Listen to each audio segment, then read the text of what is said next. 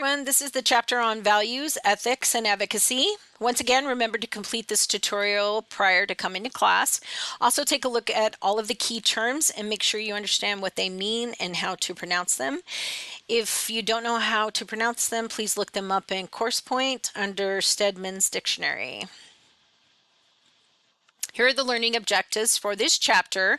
Please take a moment to read through them. Values are beliefs about the worth of something, about what it matters in the world, and that acts as a standard to guide one's behavior, right? And then we have values, and that we rank them in order of their importance, right? So obviously our value system leads to how we act personally and how we conduct ourselves in society, right? And then our influence beliefs, we have, beliefs about human needs, health, illness, how we practice health behaviors, how we perceive human responses to illnesses. This affects all of our beliefs, right, about health and wellness, and it can impact your care of your patients. So you just need to be aware of those, right? When I say values, what does that mean to you? It might mean something a little bit different to everyone, right? In a general definition, a value is a belief about the worth of something, about what matters to you that help guides your beliefs and your behaviors towards something. Values are usually formed over a lifetime. And definitely has influence, right, from your family, your culture, your environment, your friends, and things like that, right? They impact your value. Through modeling, we observe and learn what is important to people who are important in our lives. And this tends to take after that, right? So that's where we form all our values from. Moralization happens when children are taught a value system through an organization like school or even church. Laissez-faire is the approach where the parents leave their children to explore values on their own and to develop their own personal system. This approach, however, can be confusing for children. Rewards and punishment also makes an impression on what is considered right and what is considered wrong. In the responsible choice method, there is encouragement to explore values and their consequences. But this method also provides some support and guidance to help them develop their own personal value system, right? So that's a good way. There are some values a professional nurse must embrace to help them throughout their career. Pause and take a moment to read through these and jot down some notes on their meaning. Professional nurses never assume that their personal values are more correct or more important than the patient's values. We have to be non-judgmental, and we have to really be value neutral, right? We always have to celebrate that we also have to maintain integrity, right? So when I say celebrate integrity, like you need to live that. You need to be proud of that. You need to celebrate the fact that we have the highest integrity, right? And that means that we're acting according to the standards of our profession and promoting health and wellness at the best that we can when it comes to social justice, right? This is something that we have been struggling with in this country since the 1600s. Please take time to read a news article or a nursing journal about the disparities that are still out there with the social determinants of health. So I know we say we strive to not have disparities in this country, but man, are we really struggling at this? And we really need to focus on this lack of neutrality and this lack of resources to everybody equally. It's heartbreaking. We know that society does not treat all people the same. And in some instances, there are significant barriers because of what is going on in the area. But we all have to make sure that everyone has equal access and that we're giving everybody the access to the care that they need, right? And that we're treating everybody this equally, respectfully.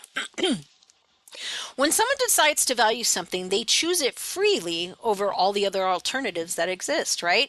Prizing a value involves pride and happiness regarding that value, right?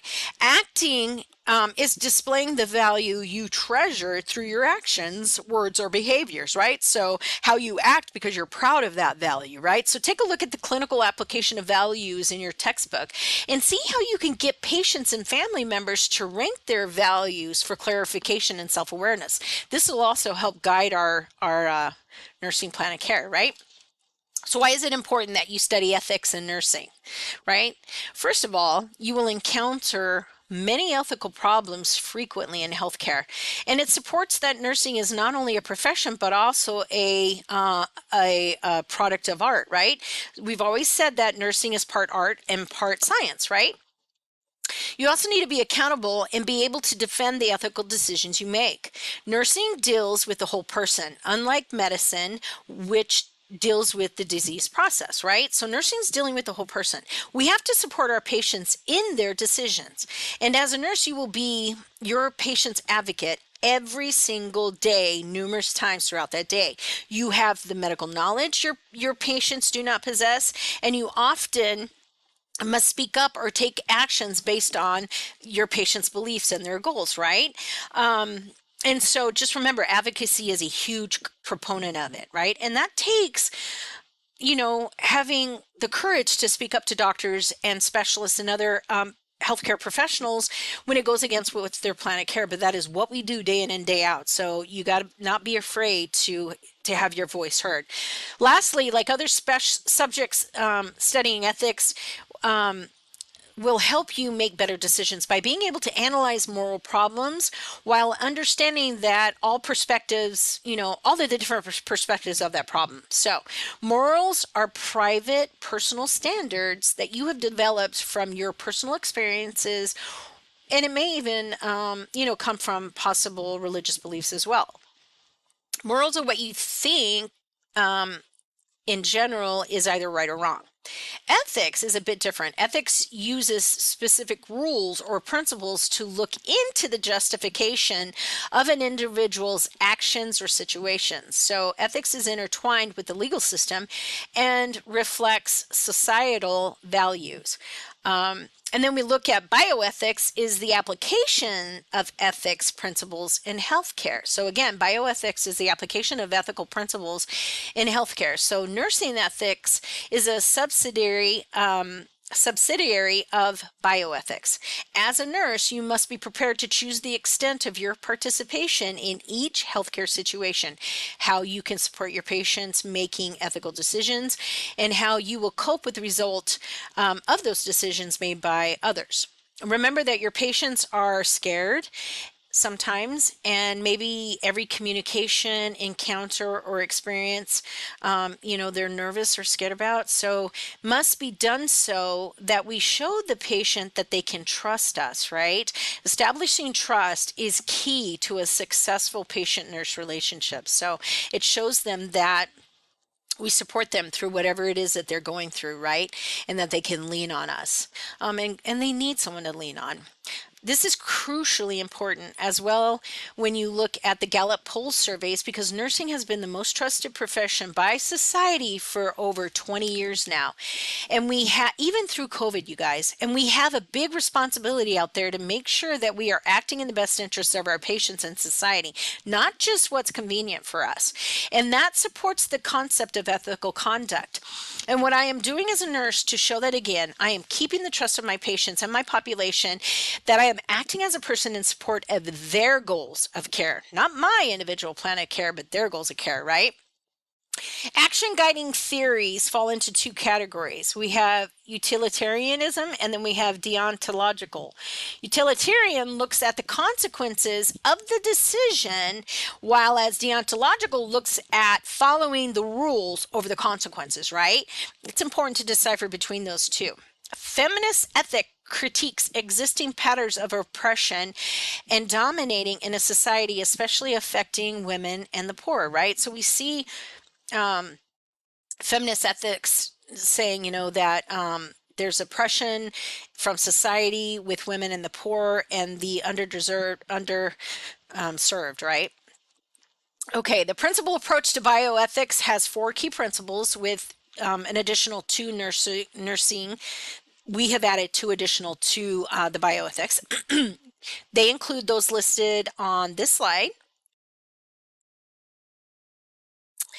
And all of these are important. Also, your book has some examples if you'd like to look further into that. Again, all of these are important principles to help uphold in nursing, and you should know them for your exams. It's going to be on your exams in block 1, HESI, your final, your, throughout the other blocks, and in NCLEX licensure exam as well. I'm going to be asking you in class, so tell me, what would accountability look like to you, right? What would responsibility look like to you? What would dependability look like to you? How about safety? What about legal ethics? What does that look like, right? We're going to be asking you things because they are important for you to be able to define and to utilize in our profession, right? And to use as guiding principles. And again, most of the exam questions will be with patient examples, or it could be nursing theory examples too, right? So, but it's going to be an example. It's not going to be a definition when we have the critical thinking and clinical reasoning, right? To get your brain to critically think. Exam questions will be critical thinking, right? So patient examples, and we'll practice that a million times in class too. Let's face it, we know in the last couple of years there's been lots of misinformation out there about healthcare and a lot of disinformation out there on the internet, right? It's there today, so you got to be real careful when you use the internet as a resource. Matter of fact, let me just pull my my soapbox out now and say, don't use the internet unless you're using a valid source, right? But just Googling a topic is not the right thing to do because there's so much erroneous information out there. Don't get me wrong, there's a lot of great information too, but you got to be competent enough to do the right type of searches. And when I say competent, I don't mean like smart, I just mean educated, right? How do I do a search to make sure I'm getting the right evidence-based practice information and not simply someone's opinion or an old wives' tale or all that jazz, right? So again, you have to make sure that the information you have is correct, even if it doesn't go by your personal belief system, right? And that will occur in your career, I promise you. You're going to have to be okay with this. As it with modern science is the most accurate at the most time, okay? Period. There's going to be times you're going to need to go with it, okay? And you're going to have to be okay with that as you work through your own ethical issues as well, right? There are some other ethical issues as well that we have to be careful of, and that's paternalism. You can't act like a parent to your patients or act like you know what's better for them than they know, right? Again, it's all about them. It's not about us. Don't be paternalistic with your patients, right? It's not going to work, especially when you're working with older adults. It's just going to tick them off. You're not going to tell them no. You can't have that cup of coffee after your dinner time. So, for example, right, that's a great example, right? A lot of elderly patients, want to have a cup of coffee after dinner time, and then it keeps them up at night because there's caffeine in it, right? You're not going to tell them no because you're their parent and they can't have it. But what you're going to do is you're going to say, you're going to do education. You're going to say, look, let me just explain a few things to you. If you have that cup of coffee, one, it has caffeine in it, it's going to keep you up at night too. It's also going to increase your need to urinate more frequently, which is also going to keep you up at night. And then you go down the list, right? And so, but then they ultimately get to decide for themselves. If they say, yeah, all that being said, I still want the cup of coffee, then you give them the cup of coffee, right?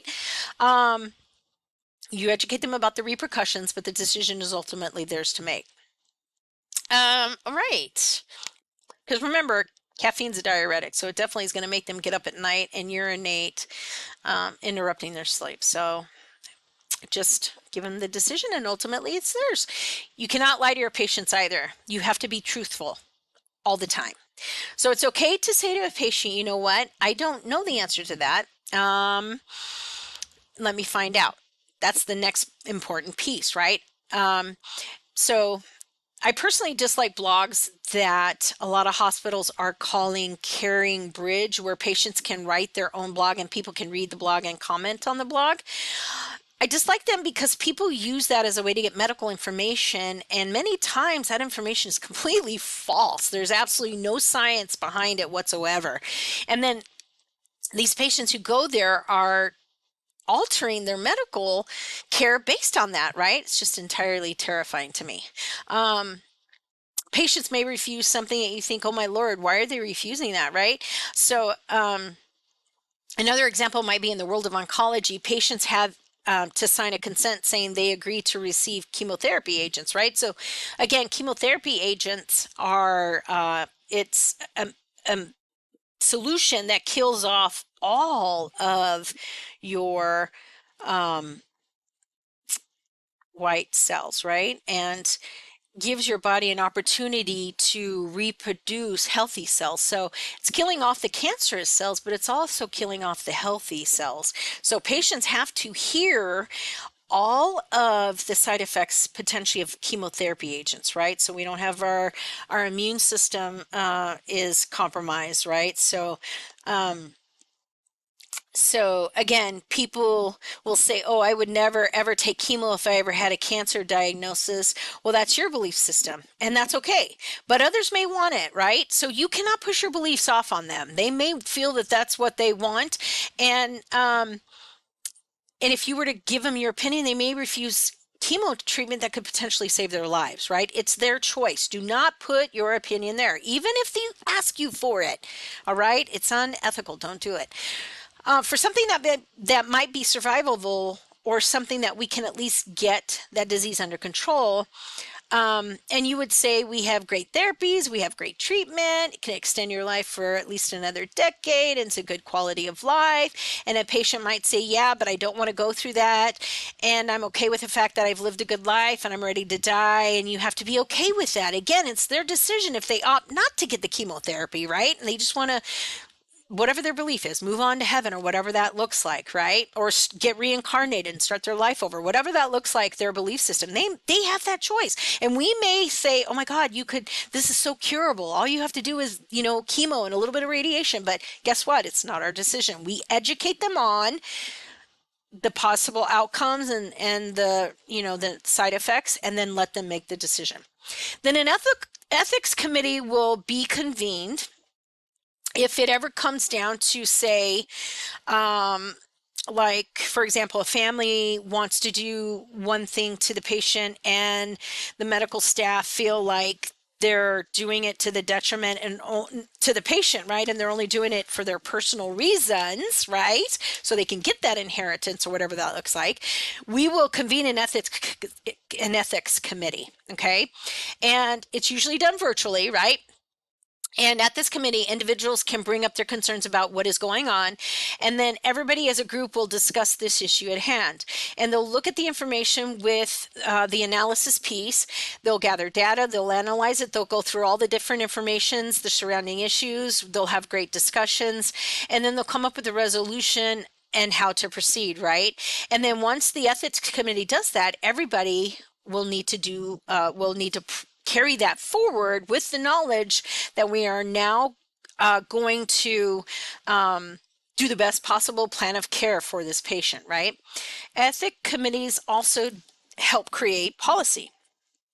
They also review cases where things went wrong.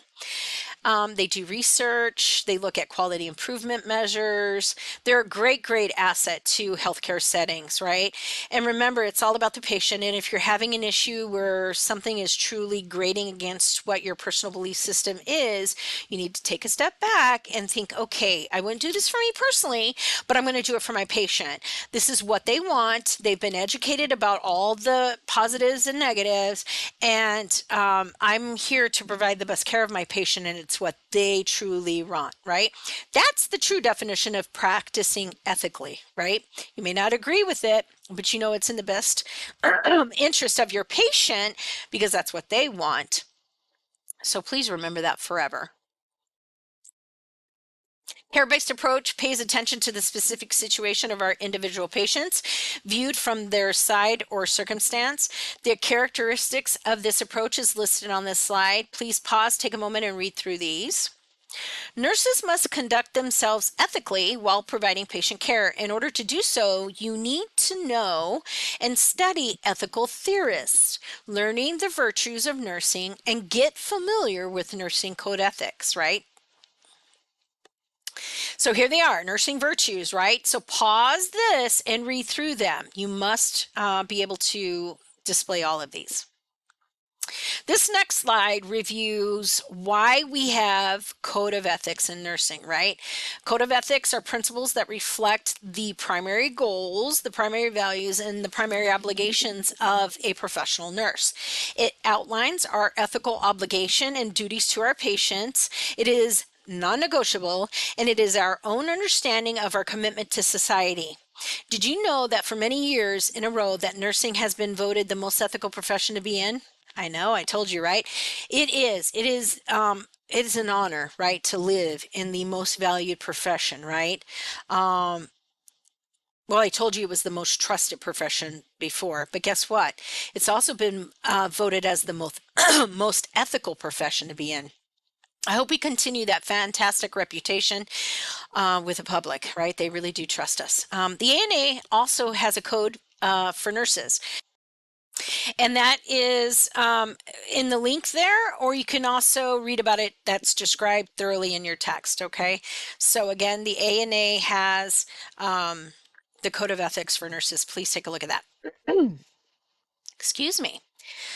The International Council of Nurses also has their own Code of Ethics as well, and this is just some of the highlights here, so read through those. Here's the purpose of the Code of Ethics, right? So we have these succinct statements that helps negotiate the ethical standards of our profession, right? And what we provide in society, right? And we have, let's see,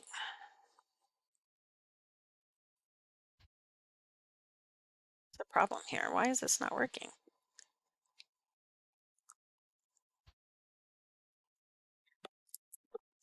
My apologies. I'm having trouble here with some of these slides. All right, let's try this again.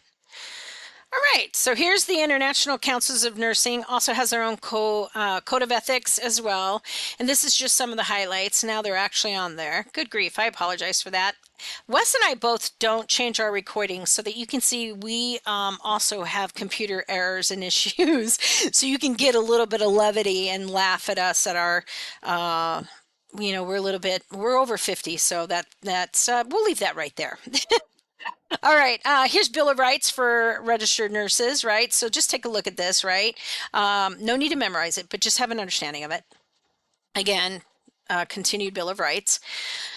Here we have the 7 basic tenets of Bill of Rights for registered nurses, right? So nursing established a Bill of Rights for themselves to aid in improving workplaces and ensuring the nurse's ability to provide safe, quality patient care.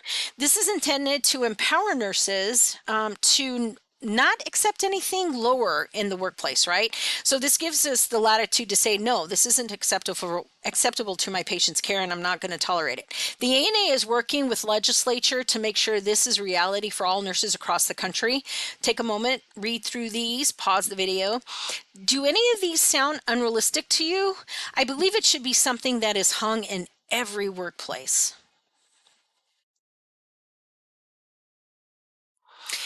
Moral distress occurs when you know the right thing to do, but either personal or institutional factors make it difficult to follow the correct course of action. Moral resilience is your ability to rise above the distressing situation and handle it well. You can support this practice by creating good working relationships with people you consult with, right? Not getting overwhelmed by the situations as they arise, keeping a good self image, and accepting change as an inevitable thing that's going to occur every day of your life, right? Conscientious objection is when nurses have the ability to stand up and speak up and possibly refuse to participate in a situation that may be severely detrimental or a treatment or care that violates your personal ethic beliefs or standards, right? Moral resiliency and conscious objection, right? So look here, moral or ethical distress occurs again when you know the right thing to do, but either personally you can't do it or institutionally it's not able to do that, right? So Again, rise above moral distress. This slide shows a pathway developed by the Critical Care Nurses Association to help nurses take the right steps and ask the right questions when faced with ethical dilemmas or moral distress. It's the 4 A's of care, right? First, you need to ask yourself questions to help identify the nature of the problem. Then you need to affirm your distress and make a commitment to take care of yourself. Denying there is a problem can lead to physical and psychological ill-being. Then assess the source and the severity of the problem. Finally, you want to act on it to make the desired change. You will need to help solve your ethical distress. Okay, so you're going to literally act upon this, whatever that desired change is, to solve that ethical distress.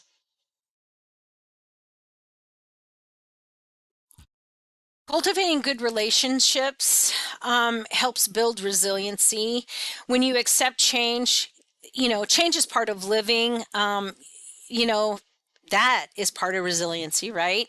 Um, when you deal with a crisis, rather than throwing your hands up in the air and saying, this is just too tough, I can't deal with this, right? That builds resiliency, nurturing a positive viewpoint and really genuinely taking care of yourself, right? So that you're 100% so you can take care of your patients, right? That builds resiliency. And then obviously keeping things in perspective, right? Don't be one of those people who wants to jump off the cliff every time some little thing happens, right? You really have to become able to deal with change continually happening. Um, As nurses, we use the nursing process to resolve ethical conflicts. First, we assess the situation and gather all the data. We diagnose and identify the problem. Then we plan by identifying possible solutions and weighing the consequences of those decisions. Then we implement or act upon the decision, once again, evaluating that decision and its outcome. Also consider what you have learned from this process so far. Ethically relevant consideration. So obviously we want to balance between what's beneficial as well as harmful to our patients. We definitely have to disclose and inform consent and share all the information with our patients. 100%, right? Norms of family life, relationships with their clinicians and the patients. We have to have professional integrity with our clinicians. Of course, our treatment has to be cost effective and allocated. It should be sufficiently and fairly across the board, which we know it isn't, right? We already talked about that. Dealing with issues with cultural and religious variation, and then of course considerations of power, right? All of these are ethically relevant considerations you need to take into account when dealing with patient care. This slide goes over potential situations that occur in healthcare that can have ethical problems, right? Ethical problems can arise between patients and nurses, nurses and physicians, nurses and other nurses, nurses and their employers, and the list is long, long. Take a moment, pause this. Also, there's some examples in your textbook. Look at those. Those are pretty good. It describes the situations that might put you in an ethical problem where you need to pull in an outside source to help resolve them, right? Outside of the immediate situation is what I meant. Ethic committees are at many healthcare institutions these days. Actually, they're at the majority, if not all. These committees are made up of interdisciplinary team members and administrative personnel. These committees hear from all interested parties, then using sound ethical decision-making processes and follow ethical principles. They discuss the issues, and then they come to what they feel is the best decision, right? They do education, they do case reviews, they make policy, they're available consultation, just like we discussed in the other recording. And sometimes they have to, go back and do a bunch of research before a conclusion can be made, right? It's not a quick process. Well, it's quick in the sense that the decision is made rather quickly when it comes to in the hospital environment, but please know there's research that's involved many times. And so it's not like it's an immediate decision right then, right? Here is lists of conflicts of commitment potentiality, right? So again, You can't give what you don't have to your patients. So you got to take care of your own health needs, your own psychological, sociology, all of those needs before you can care for your patient, right? We owe the same responsibility to treat ourselves as well as we treat others. We tend to forget this as nurses, but we need to remember that, okay? One of nurses' biggest roles is being a patient advocate. We support our patients and their rights to make informed decisions. When they can't speak, we need to speak up for them, and we always put our patients first. Last slide. There are some concerns for nurses when being a patient's advocate, okay? We must represent our patients, but we also have to consider family or significant others' concerns and wishes.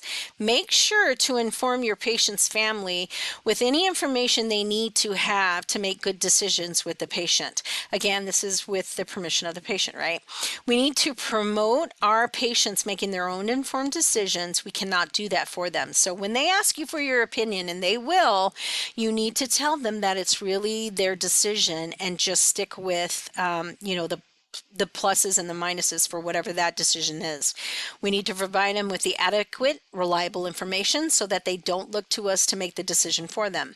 Any nurses who sees unfair care or practices needs to stand up and report it for the sake of our patients. It's not always safe to be a whistleblower, but when it comes to their needs of our patients and the safety of our patients, we have to speak up. That's our job. Nurses need to be more politically active to have our voices heard as a group.